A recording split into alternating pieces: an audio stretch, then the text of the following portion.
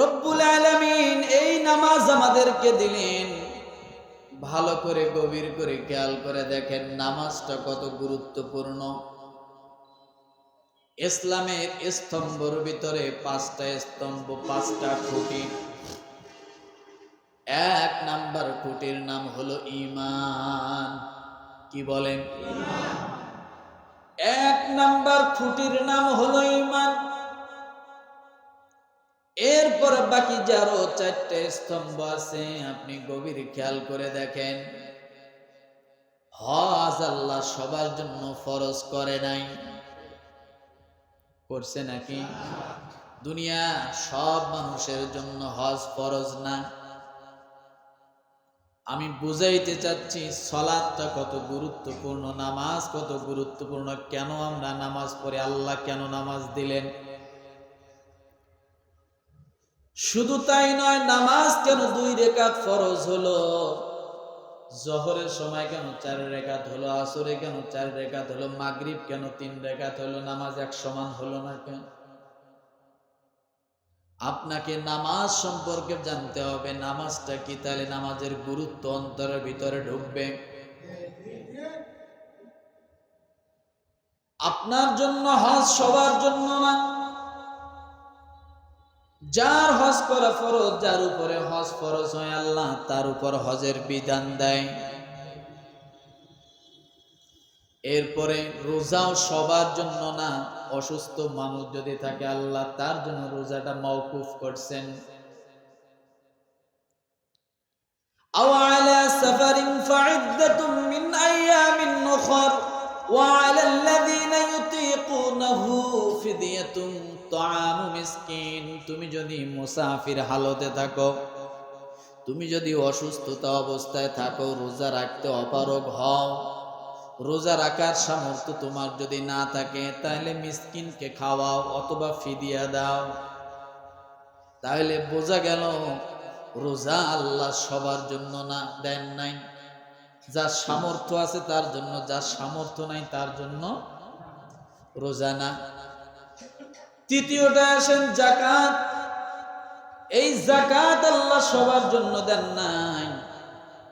যার উপরে যাকাত ফরজ হয় সেই মাত্র যাকাত দেবে। এমনও লোক আছে সারা জীবন যাকাত ফরজ হবে না, আছে না নাই? এমনও লোক আছে সারা জীবন হজ ফরজ হবে না, আছে না নাই? তাহলে বোঝা গেল তিনটা বিধান আল্লাহর, এটা মানুষের সাধ্যের উপরে দিলেন। কিন্তু একটা হলো ঈমান, দ্বিতীয়টা হলো সালাত। এই সালাতটা আল্লাহ সাধ্যে থাকলেও করতে হবে, না থাকলেও করতে হবে। থাকলেও পড়তে হবে, না থাকলেও পড়তে হবে। আল্লাহ সালাতের বিধান মানুষকে বাধ্যতামূলক দিলেন। গভীর খেয়াল করে বুঝতে হবে নামাজ কি আল্লাহ কেন এত গভীর করে দিলেন। আসলে আমাদেরকে বুঝতে হবে সালাত শাব্দিক অর্থ হলো তাজিম করা, বরত্ব প্রকাশ করা। সালাতের শব্দ কি? বরত্ব প্রকাশ করা, তাজিম করা। অর্থাৎ তাজিম অর্থ হলো সম্মান করা। কি করা? সম্মান করা। ব্যক্তি বস্তুর বরত্ব প্রকাশের জন্য আল্লাহ তাজিমের ব্যবস্থা করেছেন। একজন উস্তাদ যখন আপনার সামনে আসে, আপনি দাঁড়ায়া যান। একজন ইমাম সাহেব যখন আপনার সামনে আসে, আপনি তার বরত্বর জন্য দাঁড়িয়ে যান। আপনার পিতা যখন আপনার সামনে আসে, আপনি তার বরত্বকে প্রকাশের জন্য আপনি দাঁড়িয়ে যান। আছে না নাই? এগুলা সব সালাতের অন্তর্ভুক্ত। কিসের অন্তর্ভুক্ত? সব সালাতের অন্তর্ভুক্ত। কিন্তু বুঝতে হবে মুসলমান, সালাত হলো প্রকৃতপক্ষে হলো এটা যেখানে যে তাজিমের মধ্যে আদব আছে, সম্মান আছে, আর আছে মোহাব্বত। এই তিনটা জিনিস যদি কারো ভিতরে থাকে, তাহলে ওটাই হবে তাজিম, ওটাই হবে সালাত। সালাতের মূল বিষয় থাকতে হবে কয়টা? কথা বলেন। 3টা। 1 নম্বরে আদব। কি বলেন তো? আদব। দ্বিতীয় নম্বরে মোহাব্বত।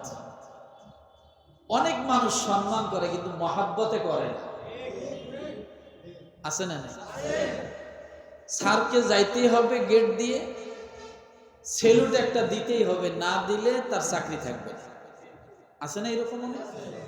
তাহলে এই যে সেলুটটা যে দিল, এটা কি আসলে মন থেকে অন্তর থেকে মহাব্বত করে ভালোবেসে দিছে?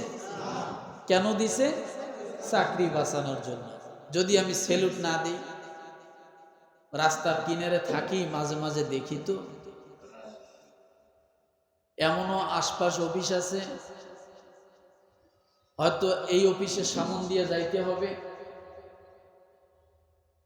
যাকে সেলুট দিতেছে সে একবারও তার দিকে তাকায় না, সে মোবাইলে তাকায় রয়েছে গাড়ির ভিতরে। গাড়ি রানিং গাড়িকে সেলুট দেওয়া লাগতেছে। বিশ্বাস হয়? আমি দেখছি এটা আর কি, দেখাটা আপনাদের কাছে বললাম। রানিং গাড়িকে সেলুট দেওয়া লাগতেছে। তাহলে এই সম্মান প্রকৃত তাজিমি সম্মান?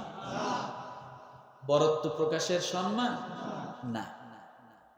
তাহলে সালাত, এটা বুঝতে হবে যে আল্লাহ হজের বিষয়টা বাধ্যতামূলক করলেন না, যার উপরে হজ ফরজ সে করবে, রোজা যার সামর্থ্য আছে সে রাখবে, যাকাত যার দেওয়ার সামর্থ্য আছে সে দিবে, কিন্তু নামাজ সবার উপরে বাধ্যতামূলক।